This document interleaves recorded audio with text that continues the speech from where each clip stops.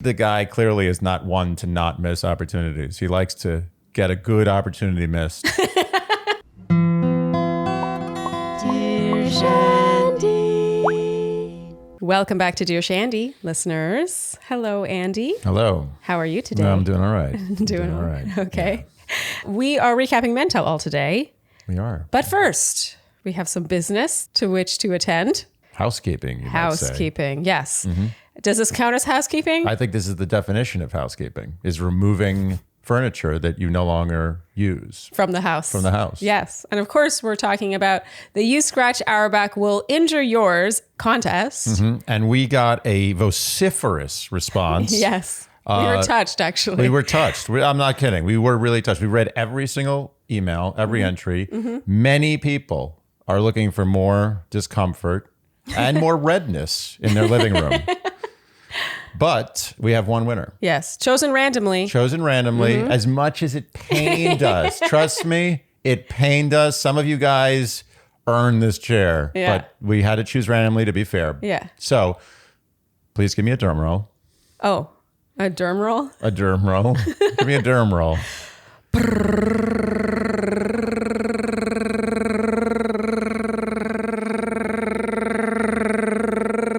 Stop for a second. You're going to do another one. The winner of the Hold on a second. Excuse me. Get ready for another one. There's two drum rolls. One is a drum roll to introduce the winner, and the other one is the actual winner. Okay. And the winner of the You Scratch Our Back, We Injure Yours is...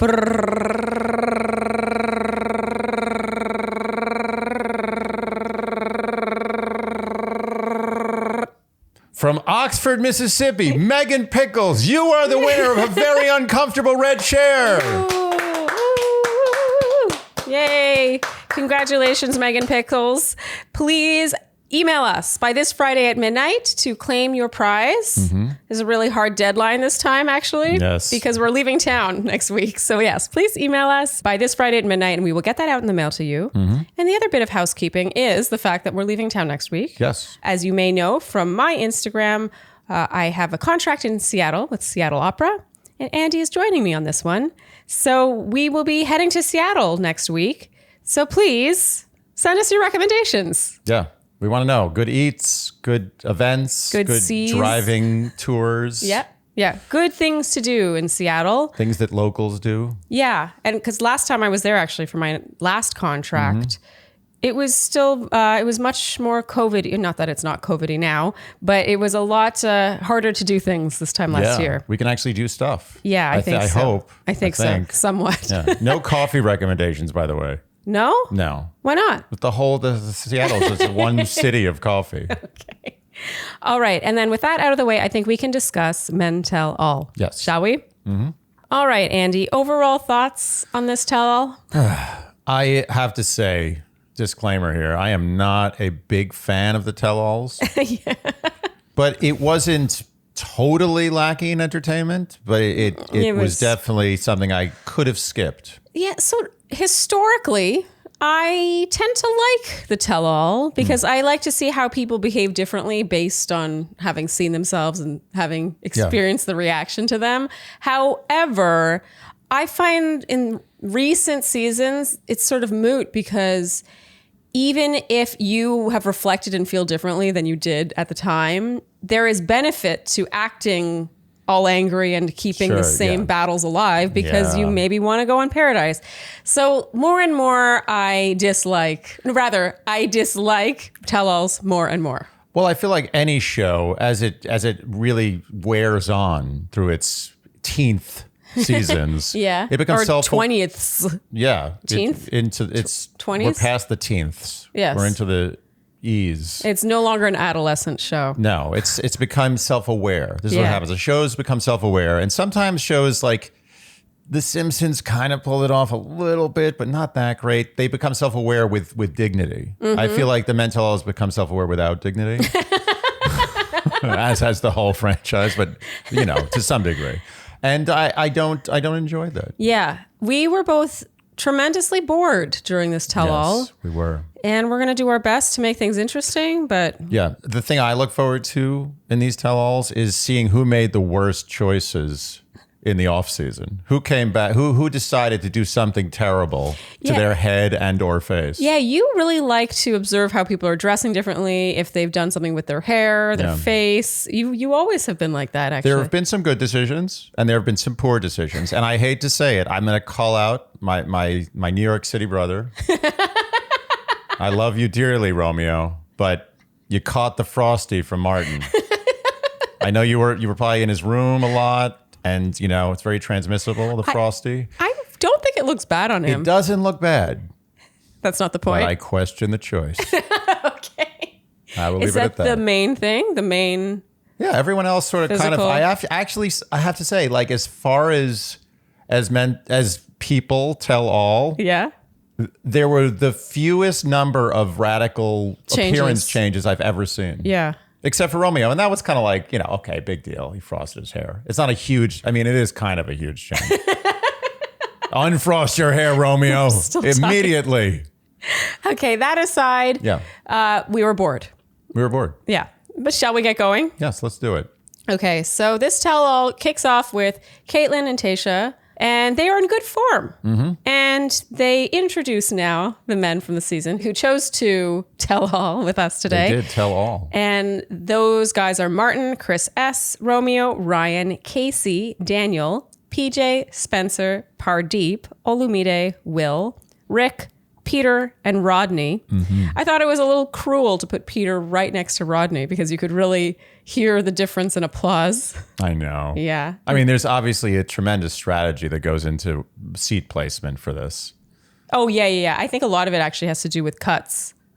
With cuts, yeah. Yeah, like they didn't want to put Peter and Will next to each other because then you could really splice their arguments more easily if they're not next to each other. Anyway, but yeah, good point. Thank you, Andy. Look how good you're getting at this. I'm a pro, seasoned pro. And so they're asked how they felt on night one, meeting Michelle for the first time. Mm-hmm. Casey says that Michelle is magnetic and meeting her knocks you out. Wow. Casey in general is a very vocal. Yeah, he really likes to express himself strongly. Yeah. And we saw a bit of that throughout the season, but wow, he really really came through this tell-all. Okay, Kaitlyn says that as innocent as these men seem, there was no lack of drama on this season, and we get a recap now of every bit of tension we saw, including Ryan Gate, Martin Gate, and Chris S. Gate. Mm-hmm. And of course, Jamie Gate, but they even saved Jamie for later. Yeah. There's a lot of fanfare around Jamie. But we'll start first with Will and Peter. So Will says to Peter, if you wanted to promote your business, you should have gone on Shark Tank. I mean, mic drop, that was very good. It was good. And we keep hearing, it's not just Will who's saying this. Apparently, he was talking about his business and pizza a lot. This is not a secret. No. He went on the show to promote his pizza business. Yeah. And Will called him out. And as always, Will in very good form with the dissing. Yeah. Very impressive. Casey says, this is funny. Casey says, what people don't realize, because you only see a snippet of Peter, is that he's awful all day long. It's like, Peter just doesn't suck in the scenes you saw him, and he sucks every point in his whole life. He says, you can't hear yourself think. There's 30 guys, but only one person who can't shut the fuck up. I mean, this is it was coming from a place of real passion. There was universal dislike of this man. That's the thing I always say, where there's smoke, there's fire. Yeah. Too many people dislike Peter. Too much smoke. Yeah. It was so smoky you couldn't see anything. It was like one of those horror movies in the graveyard where you just like, it's nothing. Does that ever happen? Like, what graveyard in history has ever been so foggy that you literally can't see your hand in front of your face? That's For that true. matter, what area ever, anywhere on earth, has been so foggy that you can't literally see in front of you? That's a horror movie trope I don't approve of. It's not realistic. Anyway, continue. So now we get a series of 1-star Yelp reviews on the big screen. Yeah. Which I thought was an interesting choice. Yeah. Like, they're definitely not helping him out here. They're egging it on. Of course. Oh. It shows just how little they care Do you about think how they're above that. I know. Really. Why am I surprised? But there's still an element of like, oh, that actually does suck. Yeah, like, I think Peter sucks? Yes. Do I think that his pizza business should really struggle because of this? No. Right. Do I think it's actually going to struggle? No. This is the thing. it's all meta, right? You're like, yes, sure, they're dissing his pizza place on the show, but you know how much other pizza places would pay to have their press. pizza dissed on Men Tell All? Yeah. And if I had a pizza place, I would pay $50,000 to have my pizza dissed on Men Tell All. Well, especially with how this wraps at the end of the episode. Yeah. You're making a good point. Maybe I should feel less bad for him. All publicity for a pizza place is good publicity. Publicity for like, a doctor's office isn't always good publicity. For a pizza place, it's all good. Unless they're talking about rats or like vermin running around wild. It's a good publicity. He is loving every minute of this. So let's not forget that. So Kaitlyn asks Will if he's even had Peter's pizza. And Peter says he has. And then Peter's like, no, you didn't. That was the hotel's pizza. And Will is like, oh, it was in your pizza box. Oh, okay. And I just had to point out this little exchange because where do we think the pizza box came from? Someone put the hotel's pizza in Peter's pizza box, and I don't think it was Will. Yeah. We've said before, the devil works hard, the producers work harder, but oh my God. Yeah. They're this working was a good so angle hard. for them. And it gave dividends. They got what they wanted. Yeah, and I do think that there's a sense of all's well that ends well, because even though he got all these 1-star reviews and everything, at the end of the day, he did bring pizza out, and everyone's like, the pizza's good. Trust me, he has sold 10 times more slices than he should have as a result of this show. And we're still talking about it right now. We're still as a matter of fact, I have to be honest, I'm a little hungry right now, and I'm thinking of his pizza. So he's doing just fine, in other words. Yes. Okay, so Tayshia says, do any of you believe Will had anything to do with these reviews? Romeo made me laugh here with, that last one is a little suspicious. It was good peanut gallery. Yeah, the Very one good. about the pool Excellent. water. And the segment culminates with Peter serving Will. A man comes out and says, you've been served. It's really dumb. Yeah, Andy really hated this. It just felt very actory. I actually feel pretty confident that the act of serving him on a national television show in itself was an act of defamation, which Will could then sue him for. Okay, so moving on now is Ryan. Highlights from his documents are shown on the big screen. And my favorite one was be descriptive on describing things. You will be on TV more. As dumb as that sounds, that is absolutely true. Well described, would you say? In a nutshell. Unsurprisingly, Ryan has excuses for everything. Yeah. I was really hoping that Ryan, of all people, look, the Martins, the Jamies, am I really expecting them to behave so differently in this setting? Probably not. But Ryan, he just had that one episode. Shit hit the fan so fast. It happened faster than any of us could even, we blinked and he was gone, Yeah. So I would like to think that Ryan, of all people, could come back on. He had so little to lose. All he had to say was, yeah, I wanted to be on TV more. Listen, sue me. You couldn't be more right about this. What he needed to do was fall on what, mind you, was an enormous sword. I mean, this is like an Empire State Building size sword. Yeah. But he had to fall right on it. Slowly slide down that sword. That was his job. His only job. And he failed miserably. It was so obvious what he should do here, and that is to poke fun at himself. Yeah. Be like, you're all right. I was wrong. Sue me. Serve me. Fall on the giant sword. And he would get a comic intro edit for Paradise, and he could parlay that into a serious edit and then suddenly be in coupledom with some big Bachelorette person. Someone who has and a million next thing you followers, know, he's got 500,000 followers. Totally. And all's well that ends well. But instead, now he's a weirdo. It's his inability to poke fun at himself was a problem for me here. He went from being potential, maybe he could have charm, to just being like, oh, you actually are that guy. Yeah, that's the thing. He showed us his true personality. Yes. It's the humility, the missing humility that was so needed there. And it would have been so refreshing. The audience, he would have gotten a standing ovation. Oh my God. Can you imagine if he was like, you got me. Yeah. I wrote those notes. I'm an absolute moron. Yeah. I screwed up. Yep. My mistake was bringing the notes. Yeah, and even call it out. Be self-aware. Be like, but tune into Bachelor in Paradise because I'm going to show you. Totally. Exactly. Yeah, he screwed up. What a missed opportunity. The guy clearly is not one to not miss opportunities. He likes to get a good opportunity missed. That's his strong point. No opportunity can go unmissed by him. No, he likes a good missing. Casey says, you've said multiple times you've never watched the show, but you were on Bachelor Live. How does that square up? All he does to that, he's like, yeah, like, oh, I mean, God, it's so lame. You know what it is? Lame. I don't use that word often.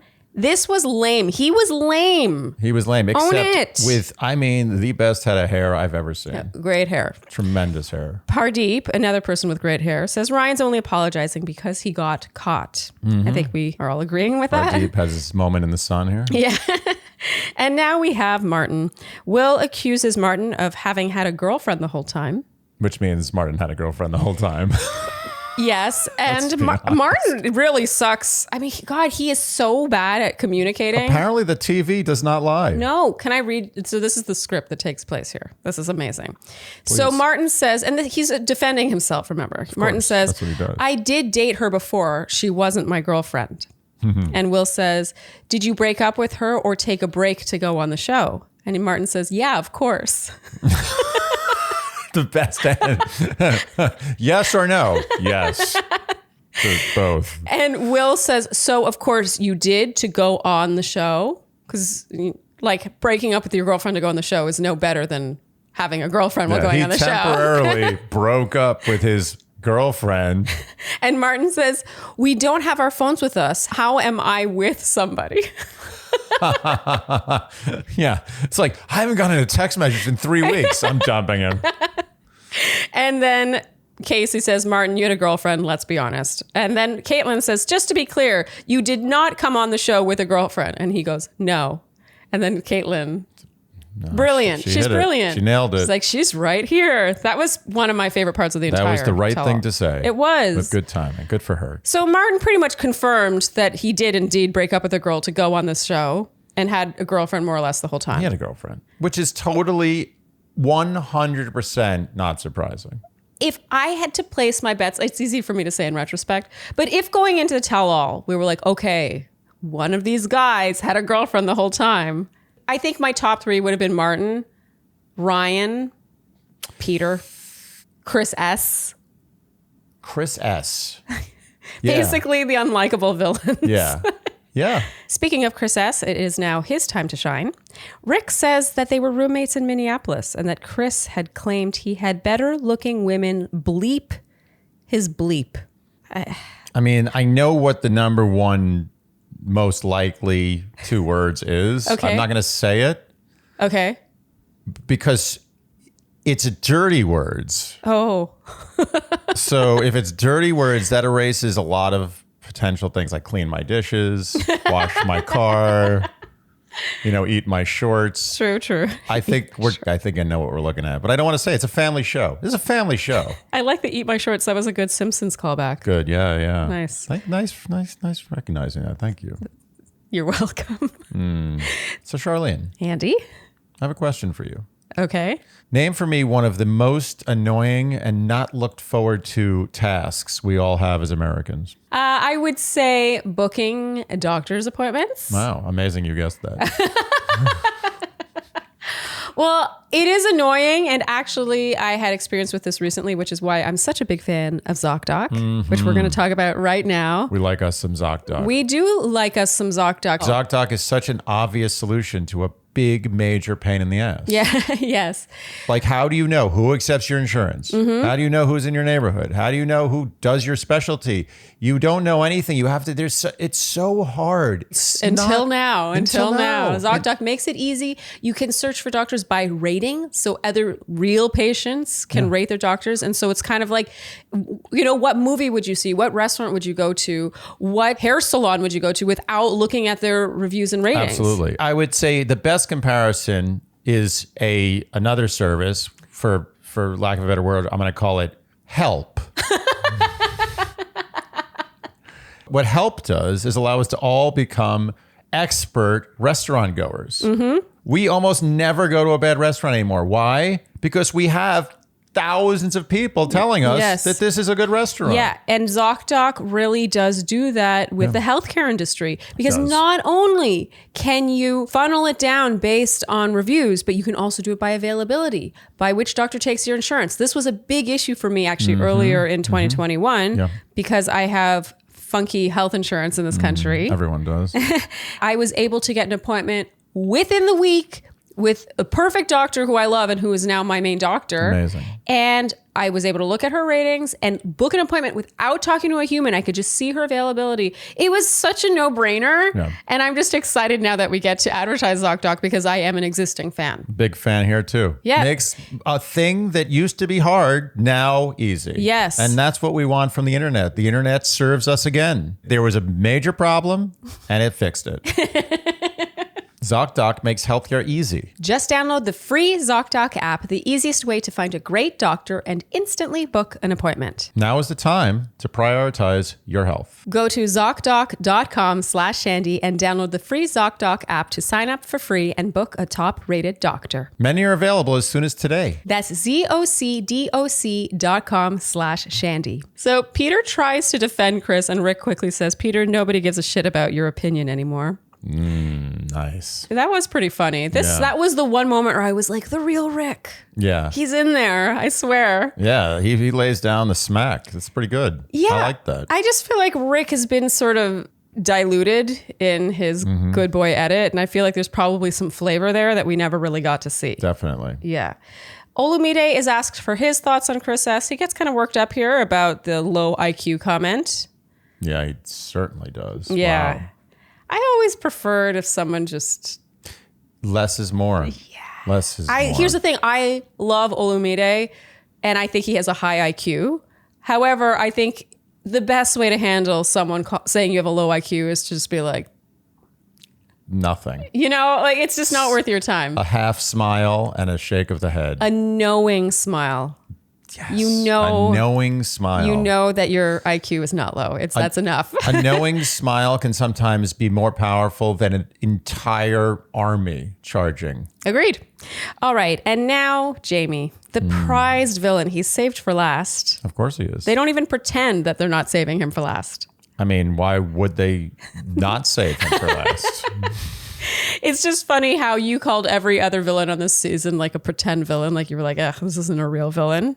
Apparently, producers would feel the same way. I mean, look, people say, oh, we don't want villains on the show. We don't like Jamie. We don't want to see Jamie.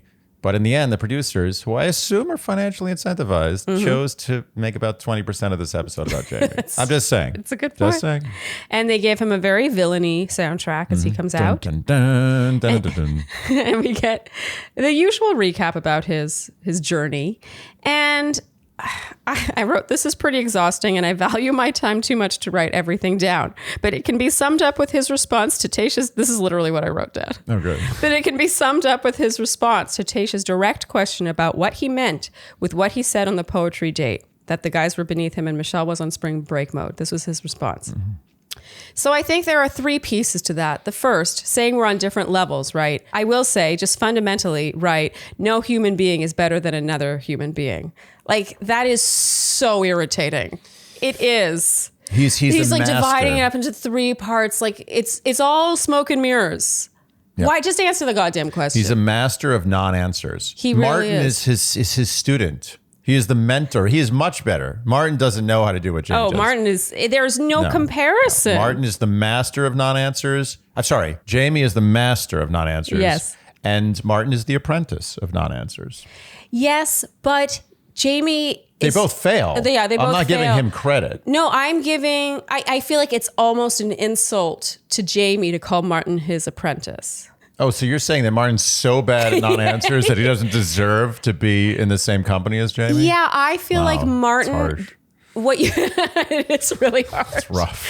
I feel like a key component of Jamie's non-answering has to do with the flowery language leading up to it. Right. Like even when someone asks him a question, he's like, "That's a great question." I got to be honest. Sometimes he puts me in a trance. Like I don't even know. Maybe I'm like, wait a minute, is Jamie making a good point here? Yeah. I don't even know what's happening. Yeah, I've lost my way. Yeah. I've lost somewhere between the first and third point that I have to bear in mind, and with context. So you kept talking about context. I feel like am I at a TED talk or is this guy like a scumbag? I don't know what's going on. Yeah. Anyway, he doesn't answer questions. Period. And. Just the distraction. To me, that's distraction. It's like, well, fundamentally, no human is better than another human. Well, it's all wool. He's just throwing wool everywhere. Yes. He's like a Blindly. sheepskin salesman. Thankfully, no one is having it. No one is fooled. Casey takes a swipe at Jamie here, saying he'd love an answer that didn't take paragraphs and parables to wind around. Very well said. And Rodney says he should just apologize and move on. And this seems to be exactly what Jamie cannot do. He cannot take responsibility, and it's to the point where knowing his story, that's the problem with Jamie as a villain versus other villains. We got to know Jamie's backstory very early on, and it has forever colored the way I see his behavior. Right. Me too. Yeah. And so as much as I want to be like, he's got narcissistic traits, he can't blah, blah, blah, and he can't do this, you can't help but have a heart for why he is the way he is. Jamie has the Great Wall of China set up around him. And to be honest, I don't know who Jamie is. I don't think anyone in America knows who Jamie is. And I don't think Jamie knows who Jamie is. I agree with that. And it's hard for me to really hate on him at all. Yeah, even this segment, and maybe it's because of the backstory that we watch Jamie with amusement instead of distaste. Yeah. Because we always have. Oh, yeah. And I think it is partially to do with the fact that we got to know his story in episode 2, really early on. So everything he does, you're kind of like... It's all grain of salt. It's a giant cube. It's like one of those old fashioned, those guys in like the early 20th century would take the giant ice cubes and haul them up a walk up. Ice used to be what they used to refrigerate things. There was no refrigeration. It was just ice cubes, giant ice cubes. How big? Monstrous, like 2 square feet of ice. How long ago are we talking? Prior to refrigeration, we're talking like the teens, the 20s, I think. I think the first serious, any sort of meaningful refrigeration happened probably in the late 30s, early 40s. Is it true that refrigeration is just the removal of heat? That is correct. That's it is cool. the removal of heat. When I learned that, it was pretty mind-blowing. Yes. Yeah. God, the things we can do as humans. Oh, refrigeration, by the way, is not just refrigeration, but any air conditioning, that technique of, taking heat out of the air is the only reason we were allowed to really jump from the Industrial Revolution to this sort of second leg. Yeah. Where we have skyscrapers. You couldn't have skyscrapers. Think about it. 110 degrees outside, sunny. You got a skyscraper with no refrigeration. It's literally 200 degrees on the 80th floor. All the heat rises. Yeah. You can't have a tall building. Yeah. But more importantly, back to my analogy, the grain of salt you must look at Jamie with. Oh my God. This is removing from the Inception dream right now. we came back 3 levels. Is the size of one of those ice cubes that they would take with those things. Not everyone knows what I'm talking about. Those sort of metal tongs, those giant tongs that you drag things with. That's the size of salt you need to think about Jamie with, because he's not just a guy who chose to be a jerk. He's a person who jerkdom was put upon him. Yes. And this is the form it has taken. Mm-hmm. And I'm not saying everybody who is in Jamie's shoes ends up like Jamie. Some people rise above it and become the greatest human beings on earth. Yeah, and probably most of them never go on a reality show where it's so on display for the world to see. That's a good point. Anyway, Jamie's a complicated character. Yeah. He sucks on the surface, I agree. Mm-hmm. But let's always be fair with Jamie. Jamie has been through the shit. He's been through the shit. He has been through the ship. Shit. He's been through the ship. He's been through the ship. He's inspected all the chambers and everything's looking good. My mouth was going and my mind was somewhere else and a different word came out. Isn't that cute that instead of a swear word, the word ship came out? That's the most Canadian thing you've ever done. My mind had moved on. I was like, he's been through the ship. Okay, PJ. I like this moment of PJ's. I love PJ. We love PJ. Yeah, PJ literally he's like the smoke from his 1985 time machine is still wafting off of him. He's like, oh, I just made it in time. I think you need to give context to that because we never really talked about PJ in our recaps. But Andy has consistently been saying that PJ is from the 80s in a good way. PJ, I know. I don't know how he did it, but I know he traveled in time from 1985. I know it. I know. I'm watching you, PJ. How'd you do that? PJ says his issue with Jamie is that they had chatted about who could have said what they said to Michelle. Mm-hmm. And Jamie was like, yeah, man, I don't know who it is. And here Jamie has the gall to say, you never asked who was it. And PJ says, I mean, do I have to ask? You know what I'm talking about. The fact that this was his response here says so much. Yeah. Yeah. Like he will take he's like, oh, there's a loophole. There's a loophole. It's like anything. You didn't ask. Yeah. Anything to take the responsibility off him, the blame off him. It's so transparent. Yeah. It's like you're in an elevator, you're stuck in an elevator in a building and you're called emergency already and it's two people just staying there. Like, oh man, it's like, and suddenly the elevator smells like shit. And then the guy's like, wow, it really smells like a fart in here. And you're like, man, I mean, yeah, you're right. It does. It does smell like that. It certainly does.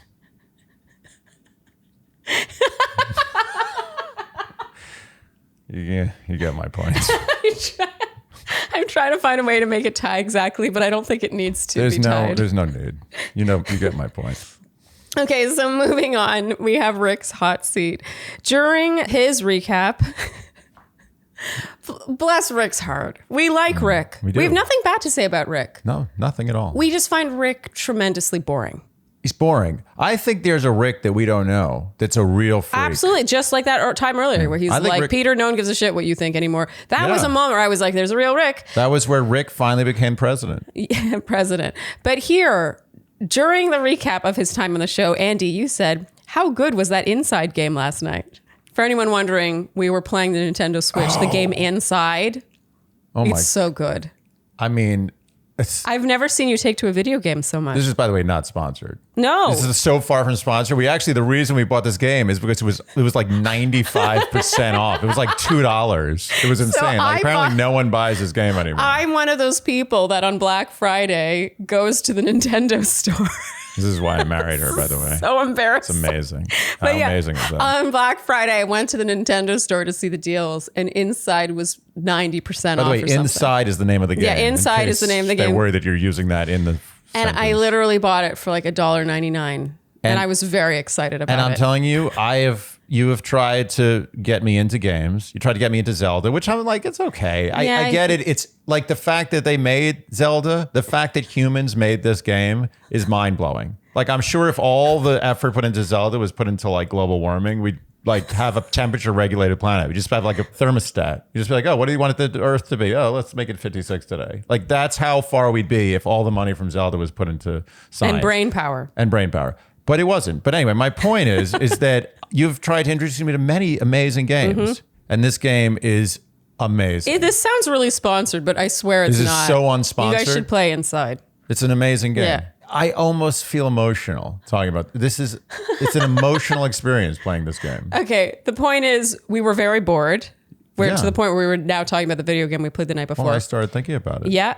And I wrote this relationship, the one between Rick and Michelle, feels even less legit and meaningful than it did at the time, watching it on the season. Yet there's all these shots of people crying. I feel like we're watching a different show or a different relationship. I have no idea what's going on. Like, the relationship with Rodney, I can be like, oh, that was really sweet. Like, I can see why people are so moved by the Rodney friendship, like the / quasi-romantic relationship. But with Rick, were we really drinking that Kool-Aid? I don't know if we were. And people were crying. Casey was rubbing his eyes. I kind of think that the moment of Casey rubbing his eyes was taken from a different spot because I just cannot believe that anyone was moved to tears by this. I don't get it. Rick says, though, he does make a nice observation about Michelle. He says, she listens to understand. She doesn't listen to respond. I thought that was nice. Oh, absolutely. That's actually very poignant. Thing to observe in someone. Underused personality trait or observed. First of all, it's an underutilized trait because I think everyone has the ability to do it. It's an under-traded trait. I don't even know how to say it. It's an under-observed trait, first of all. And it's also an under-executed trait because everyone has the ability to listen to understand and instead of listening to respond. But most people Under-existent trait?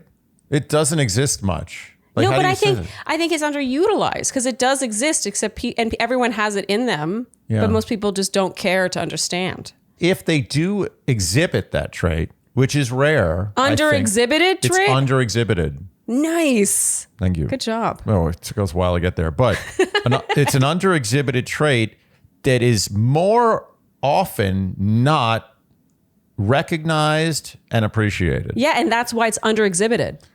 Yes, but they don't get rewards for it. Yeah. Good for Rick. Whew. Wow, that was tough. Wow, we're chatty tough. this morning. Okay, so they discuss his night one gimmick now and wheel out a platter. And there is a cake shaped like Rick's head underneath it. Underneath the cloche. Nice. Thank you, Shandy's. You did it again. And Andy, you said that's the worst reveal ever. I mean, I could have thought of a million things I could have done that were funnier than that. I think my issue was with the fact that the cake really didn't look like him. He didn't look anything like him. I mean, I've seen enough cake wars and various cake design shows to know that you can make a cake really look like someone. Yeah. This was not a great cake. I think they had like somebody who was like a Rick lookalike who was supposed to be under that cloche. Yeah. And they backed out at the last second. They're like, oh, shit. What do we do? Like, a cake. Make a cake. And then they just had like a PA make the cake. And they didn't know what they were doing. Such a diss to the baker who made that cake. Yeah. A PA made that cake. It was like the butter contest. It was like a guy who was a little better than Olu at the butter contest, which is a spoiler that will be coming up. Okay, so now we get the weirdest little moment, little intermission, where Kaitlyn sits Tayshia down and says, I noticed you're not wearing your engagement ring. Can you tell us what's going on in your relationship? What the hell was this? How was this appropriate? I felt so bad for the both of them that they were made to do this. Because let's not kid ourselves, they were made to do this. This was dictionary exploitation. Yes. And never mind also how fresh this was. Yeah. Can we take a time out? Sorry. Yeah. Remember where you are? I literally have to pee so bad. It's coming out of my penis. Oh, okay.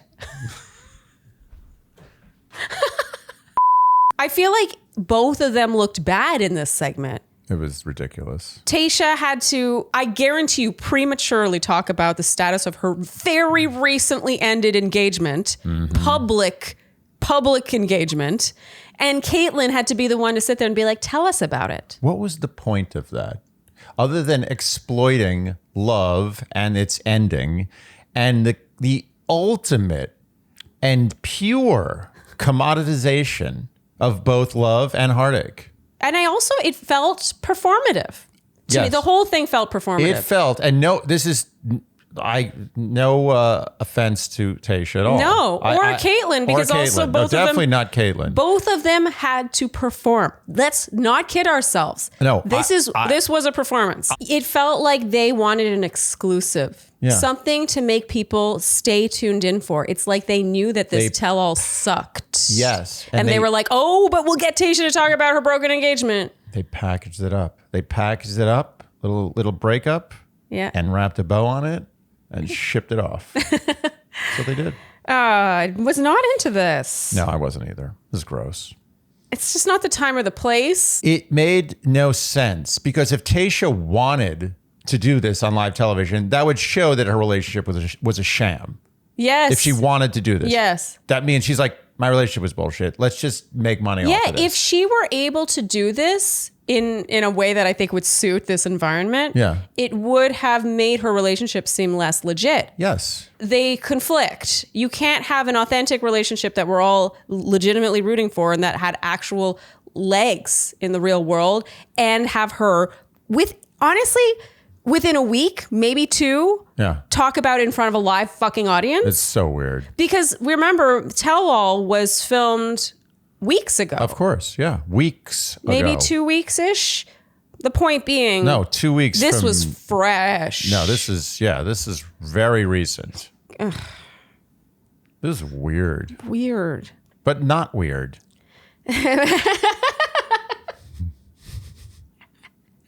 So Tayshia says, all I have to say is that I'm heartbroken, but we tried really hard and I still love him very much and I'm not sure what the future holds. Mm-hmm. Was that necessary? Like what? First of all, what did that really reveal? No, nothing. It really is not the time or the place. It's unbelievable. They're literally like, where can we make the money? Yeah. And let's make it off that breakup. And the best part is poor Kaitlyn. Oh, Poor Kaitlyn has to say from one broken heart to another and then segues to Rodney's hot seat. Amazing.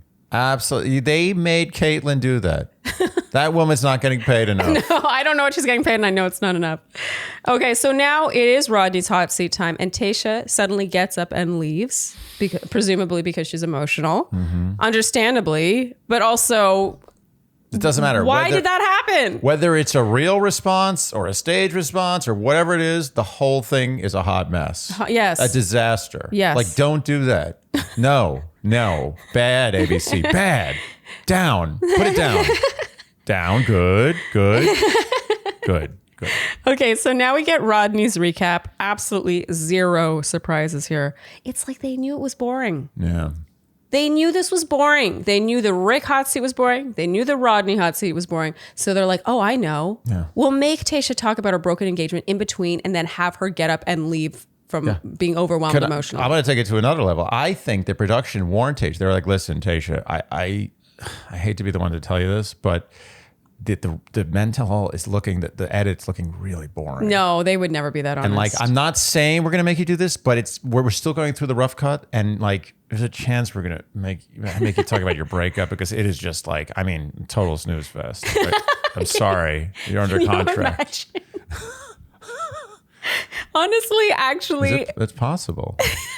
She's like, don't maybe do that. Do not make me do that. Like, Tayshia, listen, you're under contract. This is what you signed up for. Okay, so absolutely zero surprises here. During this segment, I wrote, I got up to get granola and Andy, you started shadowboxing. Yeah. That says all we need to know. Okay, Andy, do you know what one of my biggest adulting peeves is? I'm going to take a guess. Okay. Is it paying for online subscriptions that you no longer want, need, or aren't in your name? That was a good guess. Very good. I got it? Yeah. Nice. Which is why I am such a fan of Truebill. It's not every day you get to talk about a company that truly has your best interests at heart. Has saved both of us significant amounts of money. Yes. So Truebill, in case you're not familiar, we are longtime fans. Mm-hmm. I love advertising something that we are existing fans of. Yeah. So Truebill is a new app that helps you identify and stop paying for subscriptions you either no longer want, need, or maybe that you simply forgot about. Or perhaps that are being used by an ex in your name. Oh, yeah. That's actually a good one. Actually, that totally happens with Netflix. Are we kidding? Yep. Like, of course that happens. I'm not kidding. It's a big peeve of mine when you sign up for a free trial and it's in the fine print that you have to cancel within 7 days or something. And suddenly you're paying $300 a year for this thing that you just wanted to try once. And they make it difficult to cancel. Yep. Yep. It's always hard to find. And they know you're busy. Yes. You have a lot of things in your life. You have a lot of things to juggle. They prey on that. Yeah. They prey on you forgetting and you being busy and having other things to think about. Yeah. Once they get you in the door, once they get your foot in that door, there's a 50-50 chance they've got you. Yeah. And because those companies make it really, really tricky to cancel, Truebill makes it intentionally easy. You just link all your accounts and then you can actually cancel those subscriptions with one tap. Wow. This is legitimate. Wow. Don't fall for subscription scams. Start canceling today at truebill.com/Shandy. So go right now, truebill.com/Shandy. It could save you thousands of dollars a year. That's Truebill, TRUEBILL.com/Shandy. Sharleen, yes? I would like to ask you a question. Okay. Usually this is you asking me. That's but true. I'm going to ask you, how has it been being cooked for the last few weeks? Mm-hmm. That reminds me of, so what was it that you liked about me? Yeah. Let's talk about you. What did you like about me? I have very much appreciated you cooking for me, even though I know that the meals you have been cooking have been HelloFresh. Therefore, they're not as much work as cooking from scratch. But you still get all the husbandly credit. Picking up the slack. But it's easy to pick up the slack. It's actually, I feel like I'm cheating. Mm-hmm. Like ordinarily, it's like, oh, cook dinner. It's like, oh, I got to go shopping, buy a bunch of stuff, make it, figure out a recipe. Even with a meal kit, sometimes it's like, okay, this isn't that easy. Yeah. HelloFresh, I literally am getting all the credit for cooking for you and doing almost no work. I enjoy it. I look forward. The meals are always satisfying and always enough of the food. That's an issue sometimes. It's an issue. We're not all dieting. I have a big appetite. Yeah. Sometimes you do a meal kit meal and at the end you're like, are these appetizers? Yeah. Servings for 2 gerbils. So go to HelloFresh.com/Shandy14 and use code Shandy14 to get up to 14 free meals plus 3 free gifts. 3 free gifts. Yes. First of all, we also have to talk about how much money you're saving when you cook these instead of going out to eat. So there's that. But you also immense monies. Yeah, immense monies. You also get free meals and now gifts. Gifts. Yeah. Oh. Gifts. Holiday season. Yeah, it's not enough. So go to HelloFresh.com/Shandy14 and use code Shandy14 for up to 14 free meals and 3 gifts. So now we have deleted scenes. This was the best part, I think, of the entire episode. Yep. We get to see a deleted scene from the Minnesota farm date with those 90-pound blocks of butter. I can't believe they cut this. Yeah, how'd that not make the cut? The montage of Tayshia crashing the guys' rooms. Mm-hmm. I didn't think Spencer's room was that messy. Yeah, he really got thrown under the bus for that. I mean, he had like a couple of like a pants on the bed and like a shirt on the floor. Like, who cares? Rodney's shoot your shot, where he that was actually cool. Amazing. And then some actor from the crowd strips and runs around and is whisked off by security. This is very strange. And Andy, this is where you said they have bad comedy writers at The Bachelor. I mean, was that the best they got? Isn't it funny they have people coming up with ideas? That's the best they got. That's the best they got. This was this season's version of that girl standing up and wanting to kiss Connor B. Right. But at least that was not outwardly just trying to be funny. It's just unbelievable to me that they're like, oh, well, we need something to happen. How about this? Like, what did that have to do with anything? It was very poorly executed comedy. To even call it comedy is too generous. Yeah. Okay, and now we have a preview for Colton's season. And Andy said, God, this is the most negative Nancy recap ever, but we really hated this whole episode. Yeah. So after this preview, Andy, you said, oh my God, this looks terrible. Mm-hmm. And I wrote, I'm concerned that this is the best they could use. That this is the best they could show. Well, it's like, you ever see those previews for the like a comedy, like a movie? Yeah. And it's like, so unfunny that you're like, that's what they chose. And there's not a single joke in the preview that's even remotely funny. And you're like, how could anyone go to see this movie? And I kind of felt that way. I don't want to say that because look, I mean, this is the hand that feeds us. Let's be honest here. We don't want to. Not directly. The hand certainly does not feed us directly. No, it doesn't feed us. It feeds us. It's like we're in like a prison cell and there's like that slot that they shove like stale bread through for like it's like 1930s prison, like solitary confinement. There's like a moldy piece of bread that you're like, here's your meal, and they shut it. It's like slams the door shut. Okay, but the point is, yeah, that's a good question. What were we talking about? Oh, we were dissing Clayton's season. Yeah. Okay. It doesn't look great. Do I think it'll be entertaining? Sure. Do I think it'll be dramatic? Sure. Do I think there will be tears? Absolutely. It just concerns me that the thing they led with as being like the big cliffhanger for why you should tune into the season is him telling both girls that he had been intimate with them in front of each other, when the only reason he would ever say that in the first place is because a producer told him to. That does not bode well. Wait a minute. Let me get this straight. You had sex with 2 different women in 2 fantasy suites? And we also heard him saying, I love you to three people or something. I got to be honest. If I was on a desert island and I had a TV that only could tune into one thing, and that thing was ABC's The Bachelor. Yeah. And I saw that preview, I may choose to just look at the ocean. Watch the waves come in. Well, guess who will be watching it? Us. Oh, that's right. Yeah, lucky us. That's a good point. Yeah. And hopefully you. And there is our not sponsored pitch for the next season of The Bachelor. Oh, okay. So now Becca Kufrin stands in the audience to announce the return of Bachelor Live.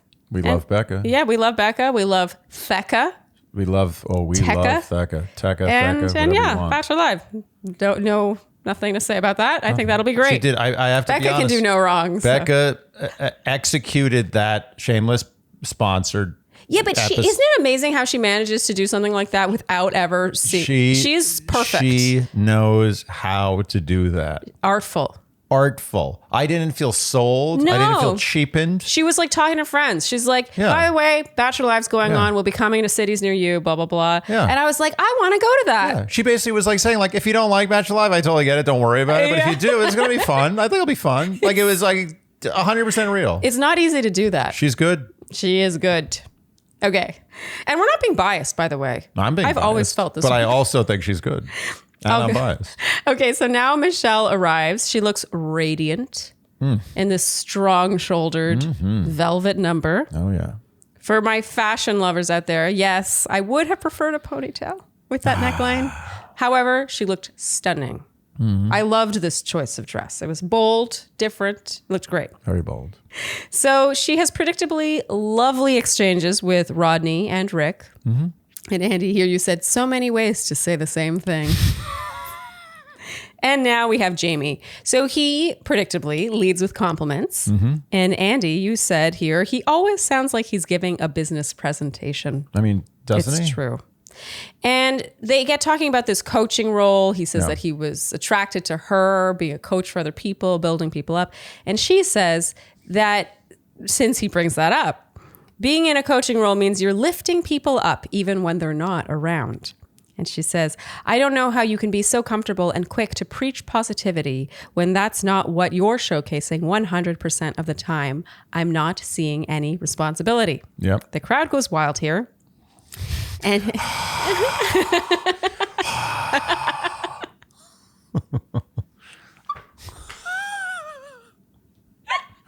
it's so true. It's like, I'm not seeing any responsibility. It's like literally the same level of applause if a guy hits like a bottom of the ninth World Series winning home run. The bar is low. The bar is low. The bar is very low. Very low.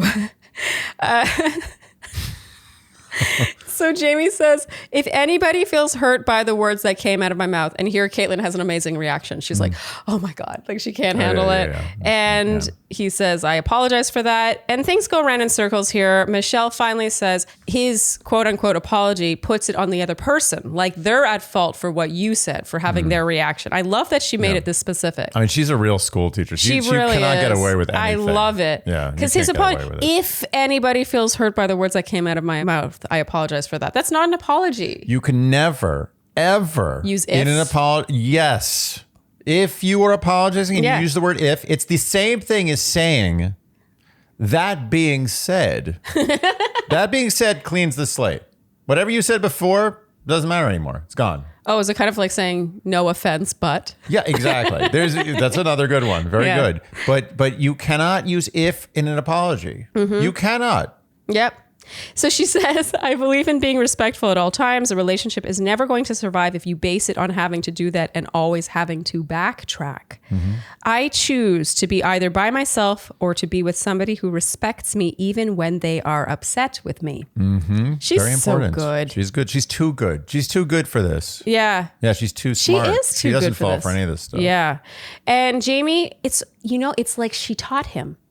She schooled him here. I don't know if he learned though. No, because after all, like we're talking 20, 30 minutes of Jamie-ness, the only time he really apologized without any caveats, without any ifs, ands, or buts, was after she said this. It's like he needed to be taught by the school teacher. I mean, he was beaten to near death. I mean, he was his dying words. He was like, I apologize.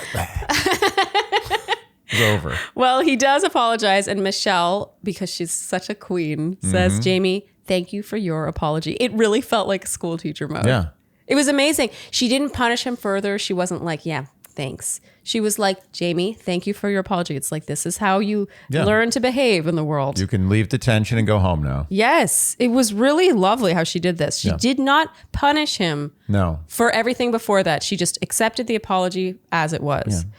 And there was a sweet moment here where they opened the floor up to the other guys. And PJ, our friend from 1985. He's got to get back to his time machine. Yeah. He only has like 2 hours. Like, you got to get back. You won't be able to make it. It's 1985.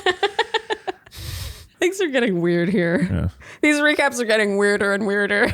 They are, aren't they? They are. But we're recapping a recap, so this is innately weird. It's not getting weird. This is, no one's are you guys really expecting top tier recapping from this? Come on. Come on. We can only do so much. This is bonus material that happens to fall on a regular time slot. Yes. It's bonus material. Yes. So there's a sweet moment with PJ where he commends Michelle for how she has used her platform, and he thinks a lot of little black girls look up to her. I thought this was so sweet. He's right. He's is 100% right.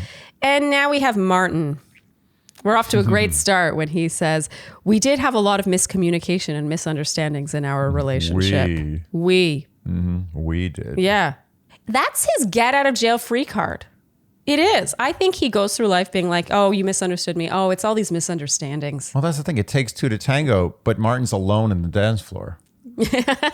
Nice. Well done. Thank you. He claims he has found his soulmate and treats her like a queen. Yeah, he just a side note, he did happen to find her before he went on the show. But that's not important. That is actually hilarious if you think that it is the same girl. How is treating her like a queen breaking up with her to go date someone else on TV? Yeah. I mean, who can forget when Prince Philip famously told Queen Elizabeth that he was going to go, see another woman for a while. On TV. Yeah, on TV. Yes. And see what happens. And circle back. Yeah. I mean, that's a famous story. And then look at them now. He's 90-something and she's 90-something and they're still together. One second. Yes, queen.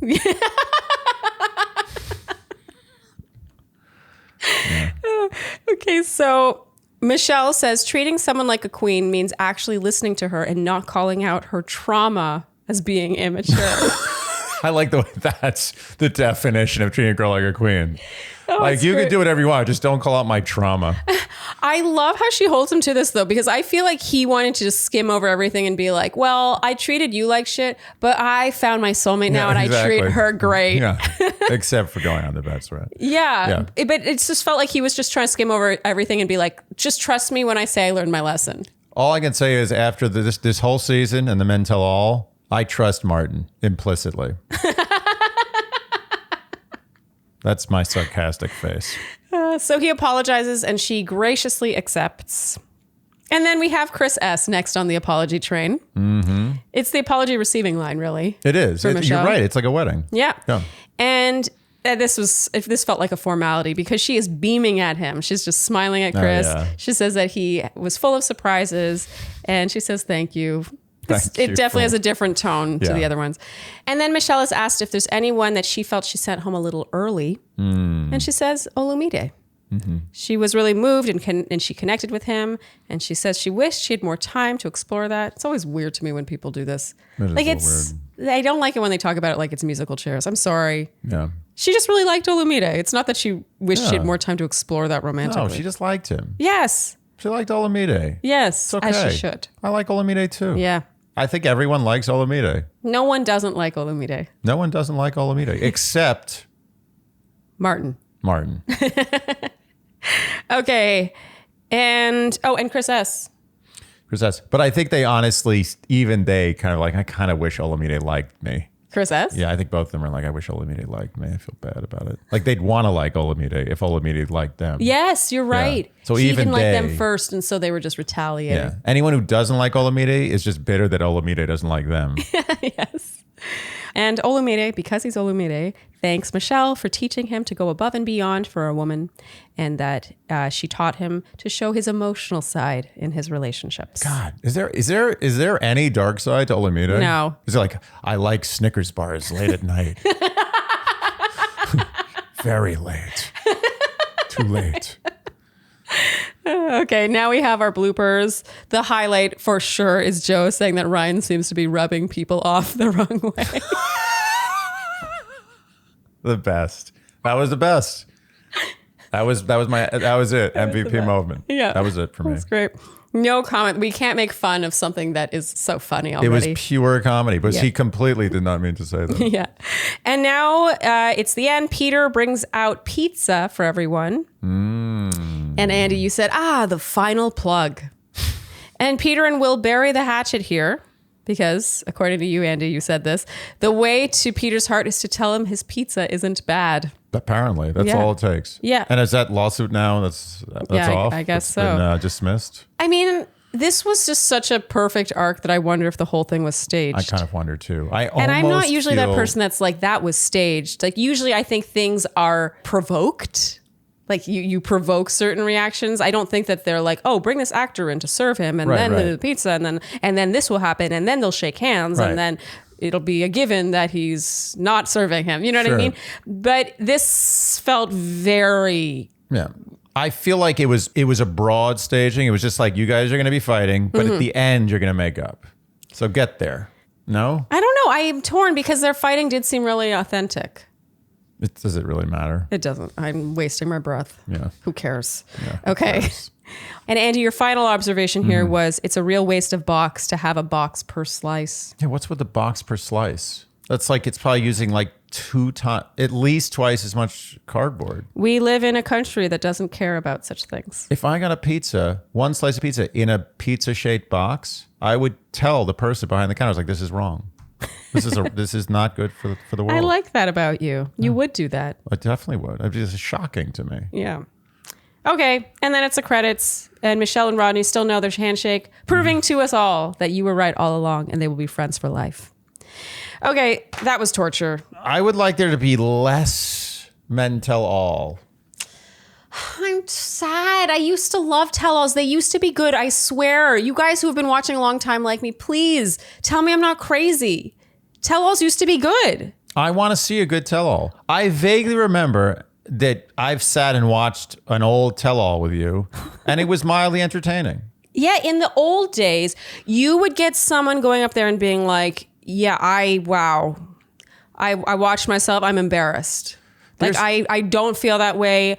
The environment got to me. Like, I apologize. You know, they just are a different person, and you're like, oh, that's who you are. That's really cool. You know what it is, and it's not these guys' fault, and it's not production's fault either. To be honest, it's people. People have become less real. They're less willing to just be real. Vulnerable. Oh God, don't do that to me. No, but seriously, like, No, just say the thing that actually happened. Just be yourself. Have some humility. Be willing to take a risk, and be vulnerable. And just tell it like it is. No, I think you've got a good point. I think there is an element increasingly of just people doubling down. Yeah. It's like, you don't like me, that's your fault. That's your problem. No one likes that. Like, maybe I was wrong about something, but you also did this. Like, it's always like, oh, you did a shitty thing and therefore my shitty thing is fine. Yeah, they're just playing to like the 5% of people who are like, yeah, you go tell him, Jamie. You were right all along. There's like, it's not worth it. Just be real. You feel like you did something wrong. Yes. You know it. Yes. And let us know it. And we'll like you more for it. That's the thing. I think that's what got me about this tell-all. I think you just distilled it down to my problem with it, which is that the people who are likable are boring in this season. Yep. And then the people who aren't likable, there was no journey where you're like, there you are. I agree. We'll like you more for it. I wanted to like Martin, Chris S., Peter, and Jamie more. And I didn't like a single one of them more by the end. Ironically, the person who I probably liked the most was fucking Peter. Simply because he was like, can we bury the hatchet? Yeah, I have to say, Peter did redeem himself at the end. Although there's a lot of redemption to be had. But even that there. is for his pizza business. It's for his pizza. I'm not giving that to you. So, Andy, maybe we'll start a tradition to make things a little more interesting with these tell-alls. Who was your MVP of this tell-all? Oh, you're putting me on the spot. I did not think of this. I know. Let's see. What do we got? I would have to say PJ. I agree with that. He actually challenged Jamie on a situation he was a part of. And he was the voice of reason. He's like, I shouldn't have to ask you that. It was obvious based on context. Every single thing he said that came out of PJ's mouth was real, was honest, and was interesting. Yep. And why? Because he literally came from 1985. Back when times were better. Yeah. I'm not even giving him credit. He's just from another time. Okay, so my MVP, and this might be a controversial choice, but I thought Casey created a great deal of entertainment for me. Angry Casey. Angry Casey. Casey has a lot of rage. Yeah. But in general, I think he stands for the right things. He's annoyed by the right things. Yeah, he's really And annoyed. do we think he's a little bit...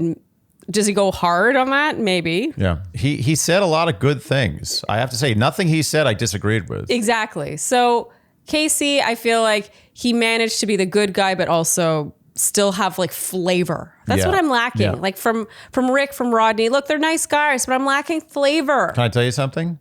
What? If someone said to me right now, you got to spend 12 hours locked in a room, nothing to do except talk to one man, PJ over Casey. Wait, it's not a competition of our MVPs. I want to be stuck in a room for 12 hours with That's PJ. a tough question. Who would you want to be stuck in a room for 12 hours with? No, that's actually a way better question than MVP. Yeah. Okay, let's think about this for a second. Let's think about this. Yeah, let's think about this. I mean, Romeo really is well read. Romeo is up there for me. Yeah, even with the frosted hair, I'll overlook it.